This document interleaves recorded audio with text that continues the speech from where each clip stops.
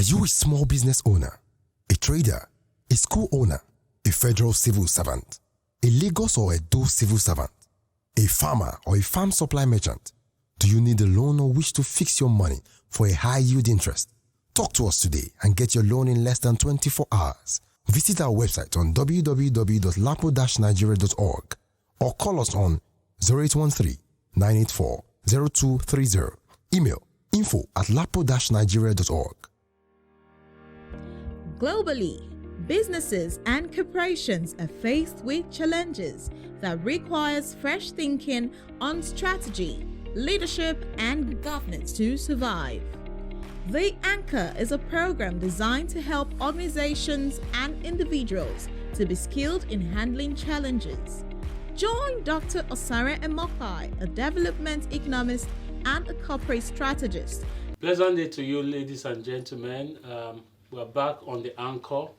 You are welcome to this exciting moment. We'll be discussing Ict Career 1, Information Technology. But before we go and diving into the discussion of the day, I want to take a short break. We'll be right back. Globally, businesses and corporations are faced with challenges that requires fresh thinking on strategy, leadership, and governance to survive. The Anchor is a program designed to help organizations and individuals to be skilled in handling challenges. Join Dr. Osare Emokai, a development economist and a corporate strategist, for this interactive, informative, educative program. You're welcome after that short break. This episode, we'll be looking at Ict Career 1. Computer. What is computer? We hear the word computer almost every day. What is the definition of a computer? It's clearly defined as a programmable electronic device designed to accept data, perform prescribed mathematical and logical operations at a high speed, and display the results of these operations. Computer, as we hear today, have gone through several circles, and today we just want to take you through this circle as we discussed today. Dr. Loide, can you mention a few types of computers that have gone through this circle? Oh yes, thank you, Mr. Ebi. Yes, according to the explanation of Mr. Ebi, he really talked about the definition of computers, and we want to let our audience to know that at John School of Management, we want to prove to our students that there won't be a particular or definite definition of computer, because it evolves every day. You know that the technology evolves every day, and as technology advances, we begin to have different definitions for computers. So, but notwithstanding, then I'm going to take you few types of computers. Although in some textbook or written by some authors, they classify computer into various sections. They call it classification of computers. But for the sake of this episode, we want to look at it in the simplest way, which we call it different types of computer according to the computing circle. So I would like to start with the mainframe computers. This happened to be the biggest computers ever seen. You know, in the earliest computing, these mainframes was so big, like as big as a building. You know, it was so costly then that you know, it was difficult for one person or individual to buy this type of computers. So as a result of this, it was made for industries or a giant organization or a district.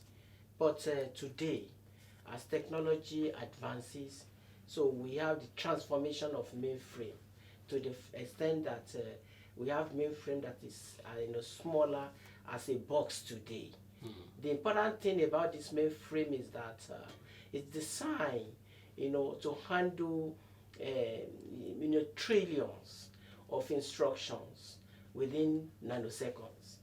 This mainframe is so powerful that it can, work on a lot of instruction within a twinkle of an eye. So, but according to some authors, this mainframe are still in existence today, but in industries, and those are the areas where they can afford to buy this mainframe. And because they were not in that department, they will just sneak and begin to watch. And it's interesting for you to say that it's not of that size any longer. It's been it has evolved, and they're in smaller sizes now. But the interesting part of it is that what you said, the operating speed. Can you take that again? You mentioned the operating speed of the mainframe computers. Yes, the speed of computer, because today, we have a processor, the speed of the processor. There are a few things that determine the speed of a computer. We have the processor, then we have the hard disk, and other things. But the major determinant is the processor. If you look at this processor today, with the advancement in technology, we have, millions. We have millions of components that are integrated into this processor. That we have various passive and active components like resistors, like capacitors, inductors. We have ICs.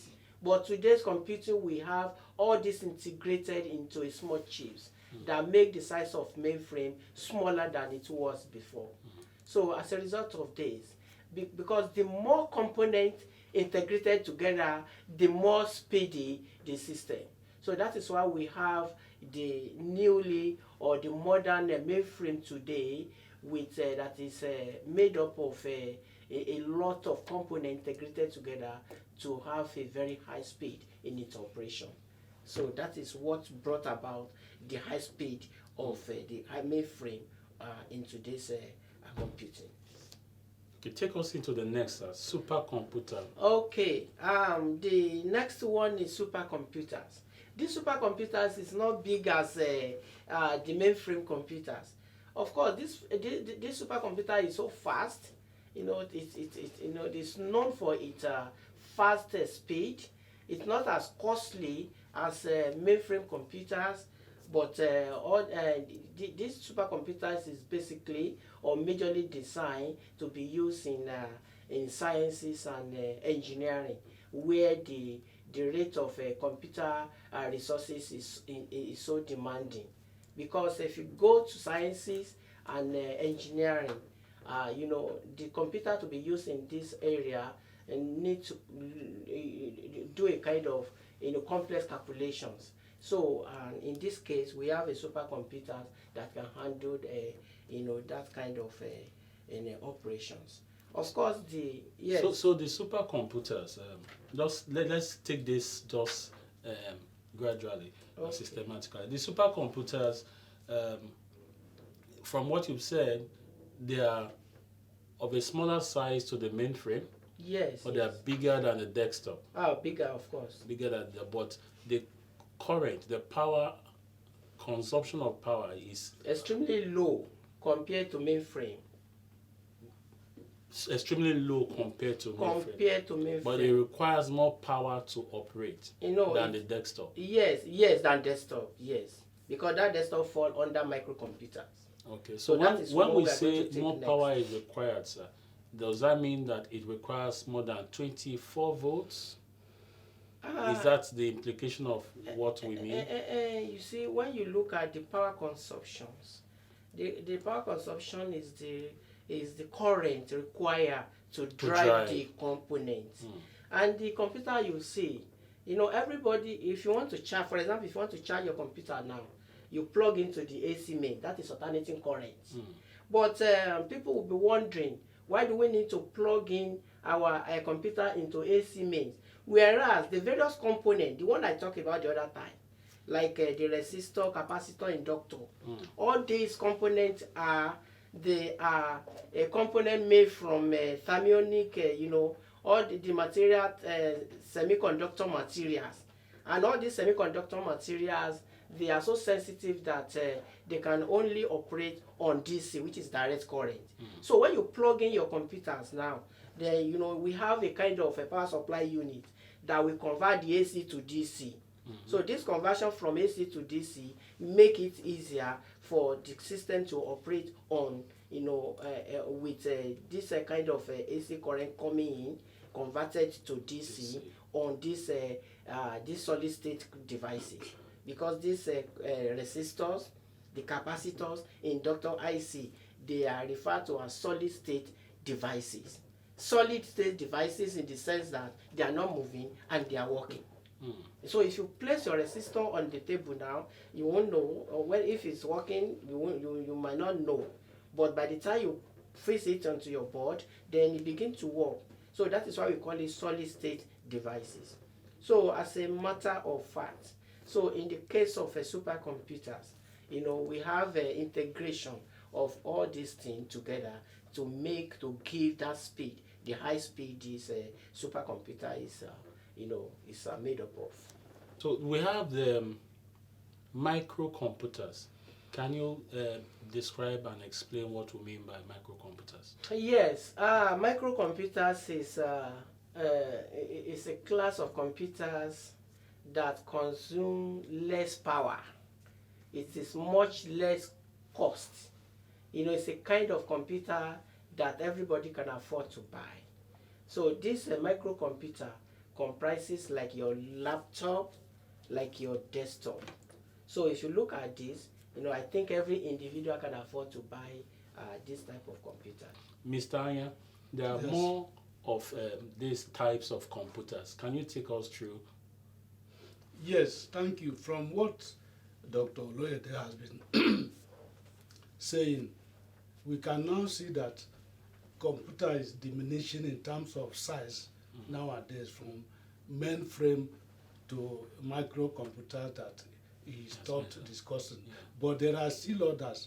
So that means as we go on, we'll be seeing more of smaller computers around. But the next one to the microcomputer that you have mentioned is called notebook. Of course, we know what notebook is all about. So it is in that direction that name comes about, notebook. That one is more portable and easier to manage than a microcomputer. And it uses a small battery. If we know the kind of battery we use to operate our remote control, that one uses that kind of battery. And next to it is a tablet. You see that the sizes are coming smaller, and also more portable than the ones that we have been talking about. And maybe because people have realized that we can now work in transit, unlike before that you only worked in the office. So I think that's why the manufacturers are reducing the sizes. And then the last one is the handheld. We can now class our phones in that, put our phones in that class. You can pocket it, you can put it in your palm, you can use it anywhere, provided there's network. So that is the extent technology has gone in terms of computer, and there are various sizes. Thank you, Mr. Anya. We'll quickly go on a short break. It's interesting as we're talking on the different types, but we'll go on a short break and we'll be right back. Stay tuned. At John School of Management, Innovation and Enterprise, Inventing the Future. Here at John School of Management, we see the big picture. We are inventing a world-class institution, an institution at the core of cutting-edge research, learning, and entrepreneurship, with the largest population in Africa and a rapidly growing youth population, accounting for over 50% of the population.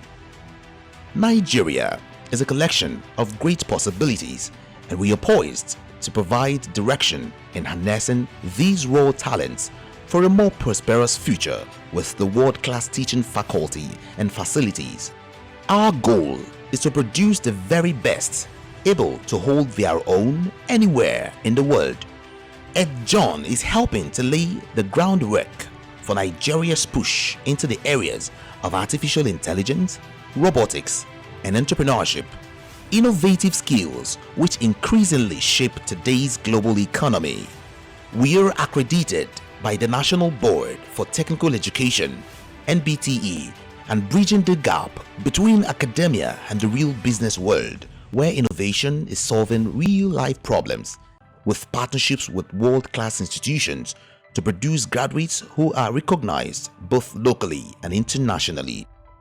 Our partnerships open up doors for our graduates to more learning opportunities and even careers that are able to transform individual lives and the nation at large, helping to create innovative solutions to issues currently facing our society locally and internationally is what we are about. Ideas are the currency our learners trade in, and we provide the environment to grow these ideas to propose world-changing solutions. Here at John, we are clear about our goals and are creating the solutions with technology and entrepreneurship. John School of Management, Innovation and Enterprise.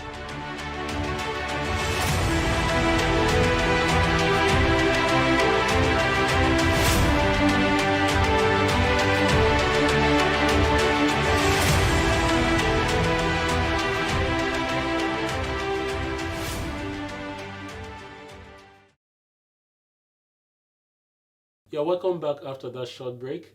Mr. Anya was just on a point talking about the last type he took on and the types of computers, and he mentioned tablet. Just to help our audience, where are computers used and what are they used for? Oh, yes. Thank you, Mr. Ebi. Before going to the area of application of computers, I want to talk a little on the types of computer that we deliberated on earlier on. So now, we classify computer according to its types. So, but in most of the some authors today, they classify the word microcomputers comprises the laptop, the desktop, the notebook, the handheld, and the yet to come, small something is classified. So I want our audience to listen to know that the word microcomputer comprises anything from the desktop, from the laptop, down to the yet to be developed, smaller devices. At John School of Management, we are committed to take the student through the modern day of teaching, where we need to update in all things we do. So to come back to your question, you see there are various various applications area of computers today. If you look at the computer that we have today, we have various applications maybe in robotics, in industries. We have application of computers where you don't need the involvement of a human being. If you look at big industries like detergent industries, where the system or the computer need to mix the raw materials. After mixing, it will go to another stage, which is converting it to paste. It will go to another stage to dry, to grind, to sieve, and of course to packaging. So if you look at these stages now, you will see that we have a complex computers, that transform, things or goods from raw materials down to the finished goods. So we have the application of computers in industries. Then we have it in our public domain, like the use of computer as a robotics in hospitals. We have it in the firefighters. If you travel abroad, which I believe you have traveled a lot, You will have seen, the policemen, using a robotics. People will be thinking that these policemen, they are human beings, whereas they are not. They are robotics. They are using the robotics in healthcare today, to serve as medical practitioners. We have the application of computers in almost all sectors today. If you go to our banking sector, I believe in Nigeria today, because Nigeria is a developing country, which I believe that our government is working towards. And I believe that we are going to get there one day, that in the next 5 years, you will hardly see anybody in the banking sector. What you will be seeing is machine, will be machine. And these are computers. Okay, you can see now that it's beyond the odd, of course. Apart from the application of computer in industry, we have the application of computer in sub areas, or like the application of computers in home, where we use to streaming of movies, when we use our microwaves to do this, these are computers, you understand. Then we have online learning, we have email, then we have application of computers in school, where we use for research, submitting assignments, and we also use it in to get like a John School of Management now. Because of the technology today, you don't need to, wherever you find yourself, you can gain admission into a John School of Management simply by clicking. Just click. Go to the website, click, fill your form, submit your form, get result, get report, at convenience. So that is what the application of computer, means for you. So we also have the application of computers at work, where you can actually be in your home and be working in your office. That is what we call teleworking. And we have a lot of things, of course. If we start, saying the various applications of computer from here to next year, you won't be able to stop. So there are a lot of application of computers, to the extent that the computer is going to take the order of the day, within the next few years. Thank you very much. Thank you, Dr. Oluede. Mr. Aya, we want to round up. I want to ask you, when we say computers, we know there are several components that makes up a computer, and the word hardware comes to mind. When we say hardware, what do we mean hardware? Can you explain what we mean by the word hardware? Thank you very much. Actually, hardware in computer refers to the external part of it, the ones we easily see. We can also call it as the house, just like we are in this house. People outside don't see us. What they see is the house. So the external component of computer is the hardware. When you look at your mouse, you look at your desktop, you look at the external devices like a flash drive, diskette in those days, and CD-ROM. All those ones are part of computer hardware. But there is still a second part of it that we don't see, that carries on the action, the inner part. I think that was when Dr. Oluede was talking about components, diodes, and all that. Those are still hardware. Okay. But we have a software that drives this hardware. The hardware cannot function without the software. So these are, according to Mr. Aya, this software cannot be seen. They are just set of instructions that complement the function or action of the hardware. So in this software, as technology advances every day, we get to know a lot of software. That is why at John School of Management, we are going to take the student through all these things, so that when they get to their various job or life after school, they won't be scared of anything. So to come back to the software Mr. Ayan was talking about, the software today, if you're in your phone, we have in your phone today, you can update, you can upload update app to work with the current technology. So it's what we do every day, but people are doing something that they don't know what they were doing. So in this case now, but let's leave the rest for our students when they come to us at the John, when we try to expose everything to them. Thank you. Let me, before you comment, do you know that some of these things we consume, these computers, as somebody said somewhere, that they are being configured by students over there. They use it as their handwork. Yeah. In those days, we used to do broom, and Yes, so that's how they do it. So when do we? The practical. Yes, so that's why a John is in place now to make sure by the time our students are through with us, they'll be able to now configure our own Nigerian-made computer, so to say. That's true. To convert theoretical teaching to practice. Practice, yes. That's good. Thank you very much. Thank you very much for being at this episode to throw more light on this topic, ICT Career 1, Information Technology. Concord Security Services provides impeccable security services to its diverse clients, from banking to telecoms, from international examination institutions to big restaurants. Our emphasis on the use of cutting-edge technology to provide solutions to prevalent security challenges gives us a competitive edge in the industry. Our array of services include man guarding, CCTV, perimeter fencing, full body scanners, metal detectors, VIP protection, escort services, due diligence, and event security. We offer extensive trainings to our security personnel to improve their physical fitness, mental alertness, and exceptional skills in managing complexity at our 2 training centers in Ed John School of Management and in Ilasa office. Engage our services today and let us give you peace of mind. Concord Security and Protocol Services Limited is located at 25 Abiyakuta Street off Beliat Bus Stop, Ilasamaja, Oshodi, Apapa Expressway, Lagos.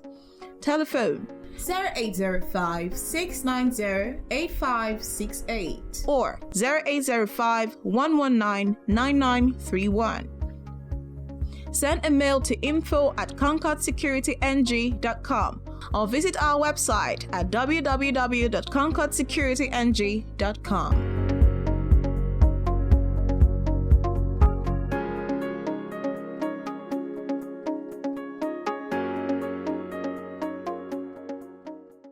So on this note, we want to wrap and close this episode. We encourage you to join us in the next episode as we still look at the topic information technology. God bless you. Enjoy the rest of your day.